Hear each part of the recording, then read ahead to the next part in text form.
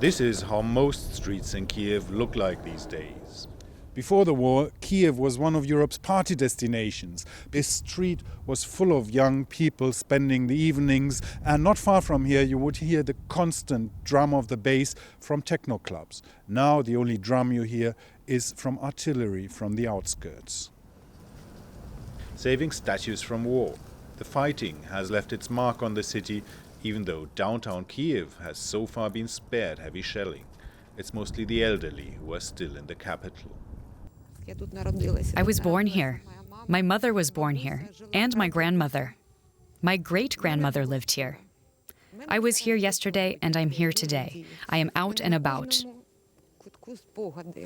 I have memories of every corner here, and I pray to God that I and all other residents of Kyiv will be all right. We have everything. There is heating, there's water, there's electricity. It would be a sin to complain. Of course, there are restrictions. The very fact that there is a war is terrible psychologically. But physically, we're managing. According to official estimates, half of the population has left. On the ground, it feels like more than that.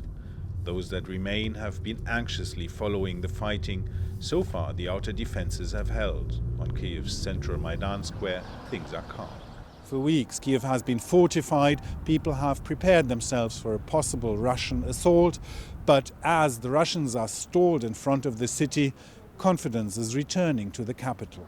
People are slowly returning to the streets. They're feeling more comfortable being outside.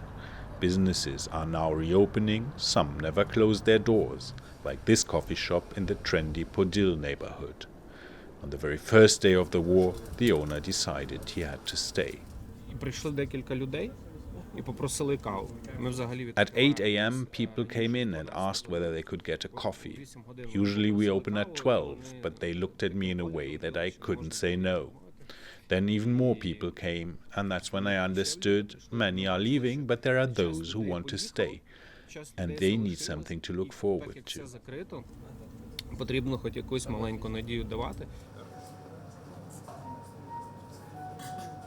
Since then, the cafe has remained open. The staff have been donating meals to those in shelters and to the military. In a city where so many civilians have left, those in uniform are now among the most regular clients.